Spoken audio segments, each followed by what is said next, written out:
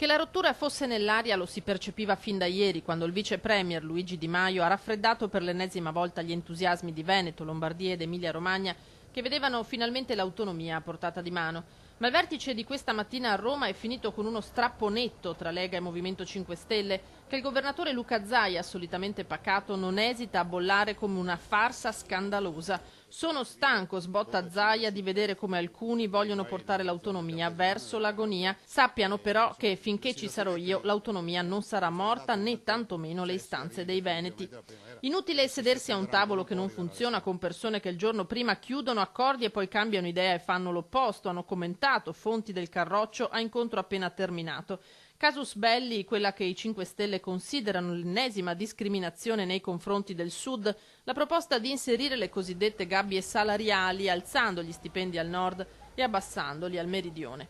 Ma lo scontro era già evidente sul fondo di perequazione. Qualsiasi riparto di risorse deve prevedere livelli essenziali di prestazioni per tutte le regioni, fondo di perequazione per fare in modo che ci sia un meccanismo di solidarietà verso tutte le altre regioni e un aggiornamento costante che porti a far sì che quando si trasferiscono i soldi alle regioni, le regioni nel momento in cui hanno un extragettito, quell'extragettito lo devono condividere con tutte le altre regioni. Questo è un principio sacrosanto che ci permetterà di fare un'autonomia, definiamo l'autonomia light, che non abbia un impatto e che non avrà un impatto sulle altre regioni. Evitiamo che ci sia qualcuno che si inventa norme finanziarie come quella che è stata fatta circolare ieri, secondo la quale l'extragettito del Veneto dovrebbe diventare l'opportunità per creare la nuova cassa del Mezzogiorno. Io penso che i cittadini del Sud siano assolutamente delle persone in gamba e non degli sprovveduti che non si facciano prendere in giro. Prova ne sia che spesso invocano